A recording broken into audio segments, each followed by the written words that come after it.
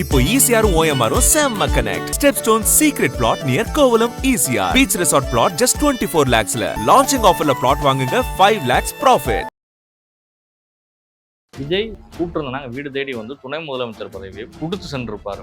பேசுபவர்களின் நம்பகத்தன்மை என்ன என்பதெல்லாம் எல்லோருக்கும் தெரியும். மக்கள் பார்த்து கொண்டிருக்கிறார்கள், மக்கள் முடிவு செய்வார்கள். கட்சிக்காக வேறு வழி இல்லை. அவங்க இந்த கூட்டணியில் தான் தொடர்ந்தாங்க. ஏடிஎம்கே போக முடியாது, விஜய் கிட்ட போக மாட்டாங்க அவங்க. ஏன்னா விஜய் அவர்களை நடத்திய விதம் அவர்களுக்கு பிடிக்கவில்லை. திருமாவளவன் சொன்ன ஒரே ஒரு ஸ்டேட்மெண்ட், திமுகவின் நடந்து கொண்ட விதம் தான் இன்னைக்கு அந்த கூட்டணி இன்னைக்கு செதறி கிடக்குதுங்கிறத நம்ம கண்கூடா பார்க்குறோம். உண்மைதான் அவர் சொன்னார். கூட்டணி கட்சிகளை நடத்திய விதம் ரேக்கிங் தான் நடந்தது, பேச்சுவார்த்தை என்ற பெயரில். திருமாவை சிபிஎம் எல்லாம் இப்படி நடத்திருக்க கூடாது. இதுதான் நடத்தினாங்க, அதுக்கான பலனை இன்னைக்கு அனுபவிக்கிறாங்க. வாக்கு வங்கின்னு பார்க்கும்போது 0.45%, 1/2% கீழே இருக்க கட்சியை கூட சேர்த்து 10 சீட்டு கொடுத்து படுதோல்வியை சந்தித்து இன்றைக்கு இருக்கிறாங்க. எதற்காக தேமுதிகவுக்கு 10 சீட்டு கொடுத்தாங்க? 0.5%, 1/2% இருக்க கீழே இருக்க கட்சிக்குன்றது அவர்களுக்கே வெளிச்சம். அந்த வலி எல்லாருக்கும் இருக்குது. மதிமுக இருக்குது, விசிக இருக்குது, இடதுசாரிகளுக்கு இருக்குது. தங்கள் கட்சி அவமதிக்கப்பட்டிருக்கிறது என்பதை அவர்கள் உணர்ந்து கொண்டார்கள். அது போக வேண்டிய அளவுக்கு திமுகவுக்கு போகாததன் விளைவு திமுக தோற்றுவதற்கான காரணங்களில் ஒன்று. திருமாவையோ விசிகாவையோ விமர்சனம் செய்வது தவறு கிடையாது, அது உங்கள் உரிமை. ஆனால் அதில் பெண்களை இழுத்து வைத்து பேச வேண்டிய அவசியம் இல்லை.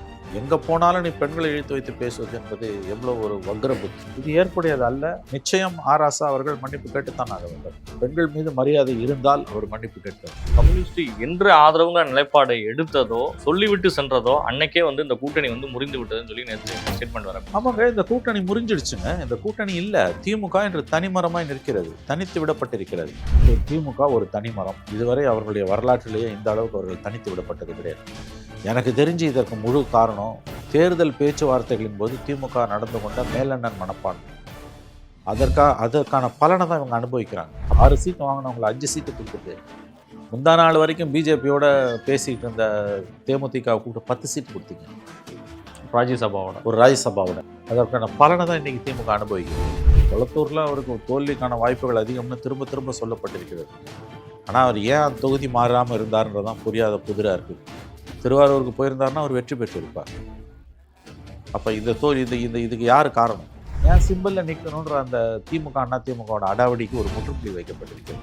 இனிமேல் சின்ன கட்சி கூட சொந்த சிம்பிளில் தான் நிற்பான். கூட்டணி ஆட்சினா பங்கு கேட்பான். இது ஒரு நல்ல தொடக்கத்தை விஜய் ஏற்படுத்தி இருக்கிறார். என்ன வேணும் ஸ்கூலுக்கு எல்லாமே இங்கிருக்கு. Super Saravana stores, Chennai, Madurai, Kovai.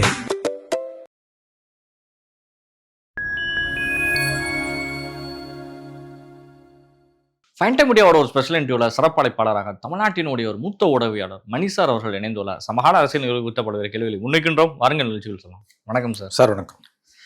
தேமுதிகவுடைய மாவட்ட செயலாளர்கள் கூட்டத்தில் பிரேமலதா நிறைய விஷயங்களுக்கு தெளிவாகவே பதில் கொடுத்துட்டாங்க. எல்லாருமே 2 சீட் 1 சீட் வச்சுட்டு போய் அமைச்சரவையில் இடம் பெற்றதெல்லாம் நாங்கள் பார்த்தோம். எங்கள்கிட்டையும் அதுக்கான வாய்ப்புகள் இருந்தது. ஆனால் நாங்கள் அந்த மாதிரிலாம் எதுவும் நாங்கள் போகல. சோஃபாவுக்கோ இல்லை குதிரை பேரத்துக்கோ நாங்கள் ஆசைப்படலை அப்படிங்கிறத தெளிவுபடுத்திட்டு, விஜய் எங்கள் வீடு தேடி கூப்பிட்டுருந்தாங்க வீடு தேடி துணை முதலமைச்சர் பதவியை கொடுத்து சென்றிருப்பார் அப்படின்னு.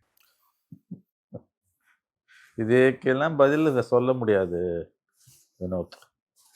பேசுகிறவங்க எந்த நோக்கத்தில் பேசுகிறாங்க, பேசுகிறவங்க யார், பேசுபவர்களின் நம்பகத்தன்மை என்ன என்பதெல்லாம் எல்லோருக்கும் தெரியும். இதற்கெல்லாம் நாம் பதில் சொல்வதன் மூலம் எதுவும் ஆக போகிறதில்லை. மக்கள் பார்த்து கொண்டிருக்கிறார்கள், மக்கள் முடிவு செய்வார்கள். இதுக்கு மேலே நான் எதுவும் சொல்ல விரும்பலை. தேமுதிக திமுகவினுடைய கூட்டணிகள் தான் தொடரும், அதில் எந்த மாற்று கருத்தும் கிடையாது. எங்கள் அண்ணன் ஸ்டாலின் என்னை கூப்பிட்டு பாராட்டினார், எங்கள் அண்ணனும் தம்பி இளவல் உதயநிதியும் அப்படிங்கிறத சொல்லிட்டாங்க. ரொம்ப தெளிவாக சொல்லிட்டாங்க. வாழ்க வளமுடன். இதற்கு மேற்கொண்டு நாம் எதுவும் பேசுவதற்கில்லை. 20 நாள் தான் ஆயிருக்கு தேர்தல் முடிஞ்சு. இன்னும் அடுத்த தேர்தல் எங்கேயோ கிடக்குது. 29 தான் பார்லிமெண்ட் எலெக்ஷன். உள்ளாட்சி தேர்தல் எப்போ நடக்கும்னு தெரியல. அப்போ இதே நிலைப்பாட்டில் அவர்கள் இருப்பார்களா என்பதை நாம் பார்க்கலாம். ஏன்னா அவங்களுக்கு தேமுதிகாக வேறு வழி இல்லை. அவங்க இந்த கூட்டணியில் தான் தொடர்ந்தாகணும். ஏடிஎம்கே போக முடியாது, விஜய் கிட்ட போக மாட்டாங்க அவங்க. ஏன்னா விஜய் அவர்களை நடத்திய விதம் அவர்களுக்கு பிடிக்கவில்லை. இப்போ தொடருவாங்க. திமுக கூட்டணியில் தான் தொடரும், வேறு வழி இல்லை என்று தான் நான் பார்க்கிறேன். தெளிவாகவே தேமுதிகவை வைத்தே தான் ஒரு அரசியல். அதாவது தேமுதிகவுக்கு அதிக சீட் கொடுத்துட்டாங்க, அதில் நாங்கள் ஆரம்பத்துலேருந்தே வருத்தத்தில் இருந்தோம். இந்த விஷயத்த தான் விசிகாவும் ஒரு பக்கம் சொல்றாங்க. மதிமுகவும் ஒரு பக்கம் வந்துட்டு முன்னெடுக்குறாங்க. டோட்டலா திருமாவளவன் சொன்ன ஒரே ஒரு ஸ்டேட்மெண்ட், திமுகவின் நடந்து கொண்ட விதம் தான் இன்னைக்கு அந்த கூட்டணி இன்னைக்கு சிதறி கிடக்குதுங்கிறத நம்ம கண்கூடா பார்க்குறோம் அப்படிங்கிறார். உண்மைதான் அவர் சொன்னது. கூட்டணி கட்சிகளை நடத்திய விதம் ரேக்கிங் தான் நடந்தது பேச்சுவார்த்தை என்ற பெயரில். கூட்டணி பேச்சுவார்த்தை என்ற பெயரில் நடந்தது. ஜூனியர் மாணவர்களை சீனியர் மாணவர்களை ரேக் பண்ணுற மாதிரியான விஷயந்தான் அங்கே நடந்தது. இழந்தார்கள், தோல்வி அடைந்திருக்கிறார்கள். இன்றைக்கி பேசி பிரயோஜனம் இல்லை. திமுகவில் உள்ள விவரம் அறிந்தவர்களுக்கு அது புரிகிறது. புரிய வேண்டியவர்களுக்கு புரியவில்லை. அவர்கள் ஏற்க மறுக்கிறார்கள். திருமாவை சிபிஎம் எல்லாம் இப்படி நடத்திருக்கக்கூடாது. இப்படி தான் நடத்தினாங்க. அதுக்கான பலனை இன்றைக்கி அனுபவிக்கிறாங்க. வாக்கு வங்கின்னு பார்க்கும்போது 0.45%, 1/2% கீழே இருக்க கட்சியை கூட சேர்த்து 10 சீட்டு கொடுத்து படுதோல்வியை சந்தித்து இன்றைக்கு இருக்கிறார்கள். இன்னும் கொஞ்சம் பெருந்தன்மையோடு நடந்திருந்தால் கூட ஒரு 10-15 சீட் வரைக்கும் ஜெயிச்சிருந்திருக்கலாம். 10 சீட்டு குறைஞ்சிருந்ததுன்னா விஜயால் ஆட்சி அமைச்சிருக்க முடியாது. மாநிலம் ஜனாதிபதி ஆட்சியை நோக்கி போயிருந்திருக்கும். விஜய் முதலமைச்சர் ஆகாமலாவது ஸ்டாலின் தடுத்திருக்கலாம். அதை அவர் கையை விட்டு போய் கோட்டை விட்டு இன்றைக்கி அவர் நிற்பதற்கு காரணம் அந்த தேர்தல் நேரத்தில் கூட்டணி கட்சிகளை அவர்கள் நடத்திய விதம். எதற்காக தேமுதிகவுக்கு 10 சீட்டு கொடுத்தாங்க? 0.5%, 1/2% இருக்க கீழே இருக்க கட்சிக்குன்றது அவர்களுக்கே வெளிச்சம். அந்த வலி எல்லாருக்கும் இருக்குது. மதிமுக இருக்குது, விசிகாக இருக்குது, இடதுசாரிகளுக்கு இருக்குது. இதோட அர்த்தம் என்னென்னா, கீழே வாக்கு வங்கி திமுகவுக்கு டிரான்ஸ்ஃபர் ஆகலை. கூட்டணி கட்சி தலைவர்கள் வேண்டுமானாலும் கூட்டணி ஒப்பந்தத்தில் கையெழுத்து போட்டு கரங்கோத்து நின்றார்கள். ஓட் டிரான்ஸ்ஃபர் ஆகலை. 21 சட்டமன்ற தேர்தலில் கூட்டணி கட்சிகளுடைய வாக்குகள் திமுகவுக்கு போனது மாதிரி இந்த முறை போகவில்லை. தங்கள் கட்சி அவமதிக்கப்பட்டிருக்கிறது என்பதை அவர்கள் உணர்ந்து கொண்டார்கள். அது போக வேண்டிய அளவுக்கு திமுகவுக்கு போகாததன் விளைவு திமுக தோற்றுவதற்கான காரணங்களில் ஒன்று. சார், இப்போ டோட்டலாகவே இன்னைக்கு கம்யூனிஸ்ட் கட்சி தலைவர்களும் ஒரே ஒரு விஷயத்தை தான் வலியுறுத்தி இது தெளிவாக சண்முகம் அவர்களே பேசியிருக்காரு. திமுக கண்ட்ரோலில் நாங்கள் ஒன்றும் இல்லை. இன்னொன்று வந்துட்டு திமுக சொல்கிறத பேச்சை கேட்கணுங்கிற அவசியமும் எங்கள் கட்சிக்கு கிடையவே கிடையாது. ஆராசா பேசிய பேச்சுக்கு அவர் கண்டிப்பாக மன்னிப்பு கேட்டே தான் ஆகணும். ஸ்டாலின் அவர்கள் சொல்லலாம், நீங்கள் கடும் சொற்களை பயன்படுத்தக்கூடாது கூட்டணி கட்சி மேரன் சொல்லி கண்ட்ரோல் ஆகலாம். ஆனால் பேசின வார்த்தைகள் என்றைக்குமே போகாது. ராசா மன்னிப்பு கேட்கணுங்கிறத ரொம்ப ஸ்ட்ராங்காக இருக்கிறோம் அப்படின்னு சொல்லி ஸ்டேட்மெண்ட் கொடுத்துருக்காரு சண்முகம். ஆமாம், உண்மைதாங்க. ஆராசா கண்டிப்பாக மன்னிப்பு கேட்க வேண்டும். அதில் எந்த சந்தேகமும் இல்லை. ஏன்னா தொடர்ச்சியாக இப்படி அவர் பேசி கொண்டிருக்கிறார். 21 தேர்தலின் பொழுது அன்றைய முதலமைச்சர் எடப்பாடி பழனிசாமி என் தாயாரை பற்றி அவர் பேசியது எல்லோருக்கும் நன்றாக தெரியும். இது தொடர்ச்சியாக அவர் செய்து வரக்கூடிய குற்றங்களில் ஒன்று. ஹேபிச்சுவல் அஃபெண்டர்வாங்க. அப்படி தான் இருக்கார் ஆராசா. நீங்கள் திருமாவையோ விசிகாவையோ விமர்சனம் செய்வது தவறு கிடையாது. அது உங்கள் உரிமை. ஆனால் அதில் பெண்களை இழுத்து வைத்து பேச வேண்டிய அவசியம் என்ன எங்கே போனாலும் நீ பெண்களை இழுத்து வைத்து பேசுவது என்பது எவ்வளோ ஒரு வக்ர புத்தி. ஆகவே சண்முகம் அவர்கள் சொன்னது 100% கரெக்ட். நியாயப்படி பார்த்தால் ஆராசா மன்னிப்பு கேட்க வேண்டும். மன்னிப்பு கேட்பது ஒன்றும் குற்றமல்ல. அதற்குத்தான் பெரிய மனது வேண்டும். அவர் கேட்காவிட்டாலும் கட்சி தலைமை அவரை பணிக்க வேண்டும். மன்னிப்பு கேளுங்கள் என்று பணிக்க வேண்டும். ஆனால் அவங்க கேட்க மாட்டாங்க. அவங்க விசிகாவை இழிவுபடுத்துறதா நினைத்து பெண்களை இழிவுபடுத்தியிருக்காங்க. ஆகவே இத்தகைய விமர்சனங்களை தொடர்ந்து அவர் செய்து கொண்டிருக்கிறார். ஆகவே சண்முகம் அவர்கள் சொன்ன கருத்து ரொம்ப நியாயமான கருத்து என்று தான் நான் பார்க்கிறேன். தொடர்ந்து அவர் இப்படித்தான் பேசுகிறார். ஆரம்பத்திலிருந்தே அவர் அப்படித்தான் பேசிக் கொண்டிருக்கிறார். இது ஏற்புடையது அல்ல. நிச்சயம் ஆராசா அவர்கள் மன்னிப்பு கேட்டுத்தான் ஆக வேண்டும். பெண்கள் மீது மரியாதை இருந்தால் அவர் மன்னிப்பு கேட்க வேண்டும். ராசாவினுடைய பேச்சு ஒரு பக்கம் இருந்தாலும் பாலகிருஷ்ணன், முன்னாள் மாநில செயலாளர் பாலகிருஷ்ணன் ஒரு இடத்துல ரொம்ப தெளிவாக சொல்லியிருக்காரு. இடதுசாரிகள் மட்டும்தான் வெளியிலேருந்து ஆதரவு கொடுத்துட்டு இருக்கிறாங்க. மற்றவங்களாம் ஆட்சிக்குள்ளே போயிட்டதுனால அவர்களால் அந்த கூட்டணியில் தான் இருந்தாகணும்னு திமுக கூட்டணியில் தொடர்கிறோம்னு சொன்னால் கூட அது ஏற்புடையது கிடையாது. ஆனால் கம்யூனிஸ்ட் கட்சி வெளியிலேருந்து ஆதரவு கொடுத்தாலும் கம்யூனிஸ்ட் என்று ஆதரவுங்கிற நிலைப்பாடை எடுத்ததோ சொல்லிவிட்டு சென்றதோ அன்னைக்கே இந்த கூட்டணி முறிந்து விட்டதுன்னு சொல்லி நேற்று ஸ்டேட்மெண்ட் வர. ஆமாங்க, இந்த கூட்டணி முறிஞ்சிடுச்சுங்க. இந்த கூட்டணி இல்லை. திமுக என்று தனிமரமாய் நிற்கிறது, தனித்து விடப்பட்டிருக்கிறது. இந்த கூட்டணியில் அவர்கள் அதிகாரத்தில் உள்ளே போனவர்கள் தெளிவாக போய்விட்டார்கள். ஆதரவு என்று சொன்னவர்கள் திமுகவை தோற்கடித்துத்தான் தாவேக ஆட்சியை பிடித்திருக்கிறது. திமுக என்று எதிர்கட்சி, பிரதான எதிர்கட்சி, ஆளுங்கட்சியை வெளியிலிருந்து ஆதரிக்கக்கூடிய ஒரு கட்சி பிரதான எதிர்கட்சியின் கூட்டாளியாக இருக்க முடியாது. இன்று திமுக ஒரு தனிமரம். இதுவரை அவர்களுடைய வரலாற்றிலேயே இந்த அளவுக்கு அவர்கள் தனித்து விடப்பட்டது கிடையாது.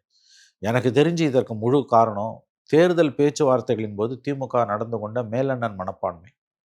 அதற்கான பலனை தான் இவங்க அனுபவிக்கிறாங்க. அப்போ பெருந்தன்மையாக இருந்திருந்தால் கூட இந்த கட்சிகள் இந்த அளவுக்கு திமுகவை கைவிட்டு போயிருக்க மாட்டாங்க. நிச்சயமாக கைவிட்டு போயிருக்க மாட்டாங்க. அந்த நேரத்தில் நான் சொன்னது போல் பேச்சுவார்த்தை ரேகிங். உங்களுக்கு நினைவு இருக்கும், காங்கிரஸ் கட்சியோடு பெரிய பிரச்சனை ஏற்பட்டு கூட்டணி அநேகமாக முறிந்து விட்டது என்ற பொழுது கூட்டணியை தக்க வைத்தார்கள். உங்களுக்கு தெரியும், ஒரு 3 சீட்டு கொடுத்து கூட்டணியை வந்து தக்க வைத்தார்கள். அந்த 3 சீட்டுக்கு அவங்கள 40 சீட்டு கேட்டவங்கள 3 சீட்டுக்கு நாங்கள் அடக்கிட்டோம்னு பெருமை கொண்ட திராவிட முன்னேற்ற கழகம் அன்று மாலை 7 மணி அளவில் முதலமைச்சராக இருந்த ஸ்டாலின் அவர்கள் காரில் ஏறும்போது என்ன செய்கை செய்தார் அப்படின்னு சொன்னாரு. முடிந்தது. அது பிறகு ட்ரெண்ட் ஆகி ஒவ்வொரு ஃபங்க்ஷன்லையும் போய் ஸ்டாலின் அவர் அப்படின்னு செஞ்சு காட்டினாரு. இன்னைக்கு என்ன ஆச்சு? இன்னைக்கு அதை யார் செய்யணும்? விஜய் தான் செய்யணும். எங்கே ஆரம்பிச்சு பிரச்சனைன்னு புரியுதுங்களா? ராகுல் காந்திக்கு ஏன் அவ்வளோ கோவம் வந்து இப்போ புரியுது அவங்களுக்கு.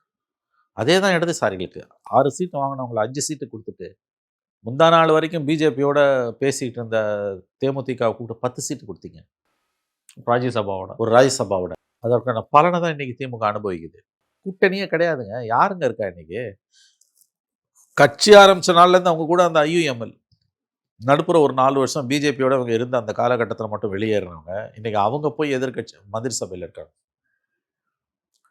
விசிகா போயிடுச்சு, காங்கிரஸ் போயிடுச்சு, 2 இடதுசாரிகள் போயாச்சு. இவர்கள் இன்று தனியாக நிற்கிறார்கள். எழுதி வச்சுக்கோங்க, இனிமேல் திரும்பலாம் அடுத்த 2 தேர்தல்களுக்காவது இவர்கள் திரும்ப திமுக கிட்ட போக முடியாது. அந்த ஃபுல் சைக்கிள் வரணும். அது உள்ளாட்சி தேர்தலெல்லாம் இவங்க தாவேகாவோட தான் நிற்பாங்க, அதில் எந்த சந்தேகம் வேணும்.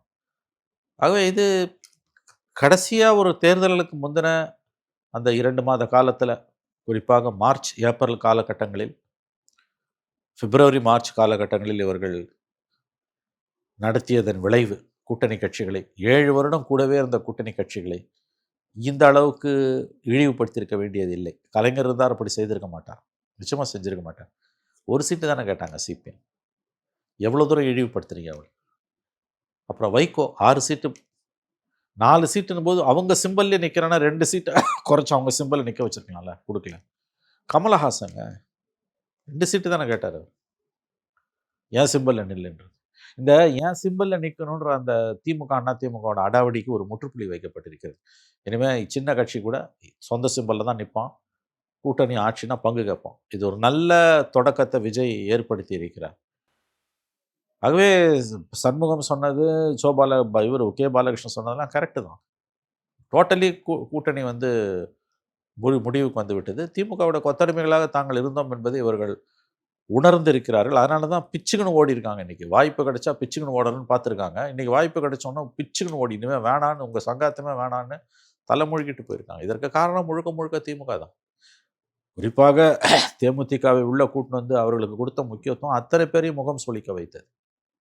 7 வருடங்களாக உங்கள் கூட இருந்த கட்சிகளை 3 தேர்தலில் உங்கள் கூடவே இருந்தவங்கள 4வது தேர்தலில் எவ்வளவு தூரம் இழிவுபடுத்த முடியுமோ இழிவுபடுத்தி சிறுமப்படுத்தி அவங்களுக்கு கொடுத்த சீட்டை குறைச்சிங்க. நீங்கள் அதுக்கான பலனை தான் நீங்கள் அனுபவிக்கிறீங்க.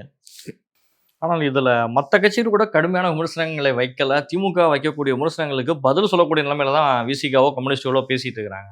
ஆனால் ஐஎம்எல் மீது திமுகவும் எந்த ஒரு வார்த்தைகளையும் பிரயோகப்படுத்தவும் இல்லை. ஐஎம்எல் வந்து நேற்றும் இருந்தோம், இன்றும் இருப்போம், நாளையும் இருப்போம்னு சொல்லிட்டு அவங்க ஏடிஎம்கேவோட கூட்டணி வைக்க ட்ரை பண்ணாங்க, எங்ககிட்ட பேசினாங்க. அடுத்து குளத்தூரில் நான் போய் ஒவ்வொரு வீடாக கேட்கும் பொழுதே ஸ்டாலின் தோற்றுருவாருங்கிறது தெரிஞ்சு நான் அவருக்கே நான் அதை சொன்னேன்னு அடுக்கடுக்கான விஷயங்களை ஐஎம்எல் பேசிட்டு இருக்காங்க. அவங்க ஒருத்தர் உண்மையை பேசுகிறாங்க. குளத்தூரில் அவருக்கு தோல்விக்கான வாய்ப்புகள் அதிகம்னு திரும்ப திரும்ப சொல்லப்பட்டிருக்கிறது. ஆனால் அவர் ஏன் தொகுதி மாறாமல் இருந்தார்ன்றதான் புரியாத புதிராக இருக்குது. திருவாரூருக்கு போயிருந்தாருன்னா அவர் வெற்றி பெற்றிருப்பார். அப்போ இதுக்கு யார் காரணம்? தான் யானைக்கு அடி சறுக்குன்னுவாங்க, அப்படி தான் மாறி போச்சு. அது வந்து ஐயுஎம்எல் அவங்க கூடயே இருந்தவங்க தான். அவங்கள வந்து கட்சியோட 2ஆம் கட்ட தலைவர்கள் ரொம்ப இழிவாக பேசுகிறாங்க. அது கட்சி தலைமை வேடிக்கை பார்க்குது. அதே இவங்க எல்லாம் தன்னோட கொத்தடிமைகள், தான் சொன்னதை கேட்பாங்க அப்படின்னு இவங்க நினச்சிட்டு இருக்காங்க. ஒரு கட்டத்தில் அவங்க சொன்னாங்கல்ல, நாங்கள் ஸ்டாலினே சொன்னார்ல, ஆதரவு தெரிவிக்கிறோம் என்று போனார்கள், அங்கேயே தங்கி விடுவார்கள் என்று தெரியாது எங்களுக்குன்னு. ஏன் முடிவெடுக்கிற உரிமை அவங்களுக்கு இல்லையா? அவங்க தனி கட்சி, உங்கள் திமுக கிடையாது அவங்க. அதனால தானே தனித்தனி கட்சியாக இருக்கீங்க. அப்போ யாருக்கும் உதயசூரியன் சின்னத்தில் ஒன்றும் அவங்க நிற்கலையே. இதே மற்ற எல்லா கட்சிகளுக்கும் ஒரு இந்த வார்னிங், நீங்கள் வந்து சிம்பிளில் விட்டிங்கன்னா முடிஞ்சதுங்க. இன்னைக்கு மதிமுக புலம்புது இல்லை. வைகோ டோட்டலாக சரண்டர், மகனுக்கு எம்பி சீட்டு கிடைச்சா போதும்னு கட்சி அடகு வச்சார். இன்னைக்கு அதுக்கான பலனை அனுபவிக்கிறாரு. அமைச்சரவையில் ஒரு நீண்ட நாளுக்கு அப்புறம் ஒரு பெரிய வந்திருக்குமாங்க. வாய்ப்பாக அந்த 4 சீட்டை ஏன் சிம்பிள்லாம் அவர் வலியுறுத்தி வாங்கியிருந்தாருன்னா கடைசி நேரத்தில் அவர் பார்கெயின் பண்ணியிருந்திருக்கலாம். ஏன்னா கூட்டணி உடையுதுன்ற பெயர் வரும்ன்ட்டு கொடுத்துருப்பாங்க 4 சிம்பிள்ல. கோட்டை விட்டார். இன்னைக்கு பேசி இன்னைக்கு புலம்பி ஒரு பிரயோஜனமும் கிடையாது. முடிஞ்சா அந்த 2 எம்எல்ஏ ராஜினாமா பண்ணிட்டு வரணும். ராஜினாமா பண்ணிட்டு வந்து எலெக்ஷன் நிற்கும் போதெல்லாம் அது என்ன நடக்கும்னு தெரியாது. அது ரொம்ப ஆபத்தான விளையாட்டு. அது நீங்கள் நிற்கும் போது விசில் நிற்பீங்களா இல்லை உங்களுக்கு சிம்பிளும் கிடையாது. அங்கே போய் விஷயத்தில் கொடுத்தாலும் அது அவமானம் தான். அது அவமானம். அது இங்கேயே இருந்திருக்கு. அது இங்கே இருந்துடலாமே. இப்போ 2 சீட்டை வந்து நீங்கள் சுயேட்சையாக தான், உங்களுக்கு சிம்பிள் கிடையாது. கட்சி அங்கீகாரத்தை இழந்துருச்சு. சிம்பிள் இல்லாமல் புது சிம்பிளில் போட்டு நின்று ஜெயிப்பீங்களா நீங்கள்? அதுக்கு விஜய் ஆதரவு கொடுப்பாரா? இவ்வளவு இவ்வளோ பிரச்சனை விஜய் அது ஆதரிப்பாரான்னு தெரியாது. ஒருவேளை தோத்தாலும் விஜய் அவர்களுக்கு தான் பெரிய அளவில் பாதிப்பை ஏற்படுத்தும். அதனால் அவர் அந்த ரிஸ்க் அவர் எடுக்க மாட்டார். இப்போ புலம்பி என்ன பிரயோஜனம் உங்களுக்கு? திருச்சி கிழக்கை தவிர்த்து வேற எந்த தொகுதியிலும் போட்டியிட போவதில்லைங்கிற முடிவில் திமுக இருப்பதாகவும், திருச்சி கிழக்கில் கண்டிப்பாக போட்டிட்டு தான் ஆகணும், ஏன்னா நம்ம செகண்ட் பிளேஸில் இருக்கிறோங்கிறப்ப அதை நம்ம பேஸ் பண்ணலாம். ஆனால் குதிரைப்பேரம் நடந்ததாக சொல்ல போகிறக்கூடிய இந்த 4 தொகுதிக்கு போக வேணாம் அப்படிங்கிற முடிவில் திமுக இருப்பதா வரக்கூடிய தகவல் தெரியலங்க. ஏன்னா இப்போ எலெக்ஷன் எப்போ வரப்போகுதுன்னு தெரியல. அது வந்து எலெக்ஷன் கமிஷனோட ப்ரெரோகேட்டிவ். அது தள்ளி போட்டாங்கன்னாலும் வந்து உங்களுக்கு பிப்ரவரியில் நடத்தி ஆகணும். பிப்ரவரியில் 4 மாநில தேர்தல்கள் வருது. அதோட சேர்த்து நடத்தி தான் ஆகணும். பிப்ரவரியில் வந்து உத்தரப்பிரதேஷ், குஜராத், பஞ்சாப், கோவாலாம் சேர்ந்து 4-5 மாநில தேர்தல்கள் வருது. அதுக்கு முன்னாலே நடத்துகிறாங்களா அதோட சேர்த்து நடத்துகிறாங்களான்னு தான் பார்க்கணும். இப்போ பிப்ரவரியோட சேர்த்து நடத்துகிறாங்கன்னா 7 மாதம் ஆகிடும். ஆன்டி இன்கம்பன்சி ஓரளவு வளர ஆரம்பிச்சிடும். அப்போ என்ன மாதிரியான சுச்சுவேஷன் இருக்குன்னு நமக்கு தெரியாது. இப்போ உடனே நடந்ததுன்னா இவங்க விசிலில் தப்பிச்சுக்கிறதுக்கு வாய்ப்பு இருக்குது. பட் அது எலெக்ஷன் கமிஷன் முடிவு. எலெக்ஷன் கமிஷன் எப்போ தேர்தலை நடத்துவான்னு நமக்கு தெரியாது. இடைத்தேர்தல்கள்ன்றது வந்து அது எலெக்ஷன் கமிஷனோட இதுதான். அது நீண்ட நாள் 6 மாதங்களுக்குள்ள நடத்தணுன்றது முறை. ஆனால் அவங்க நினச்சாங்கன்னா தள்ளி கூட போடலாம். 6 மாதம்னா இப்போ நீங்கள் மே மாதம் ரிசைன் பண்ணியிருக்காங்க, நவம்பருக்குள்ளே நடத்தி ஆகும். அது என்ன பண்ண போகிறாங்கன்னு தெரியல. சூட்டோட சூடாக நடத்தினா தப்பிச்சாங்க, இல்லைன்னா கஷ்டம் தான். நிச்சயமா சார், உங்களுடைய நேரங்களை ஒதுக்கி பல்வேறு கேள்விகள் பதில் தந்தாங்க. நன்றி சார்.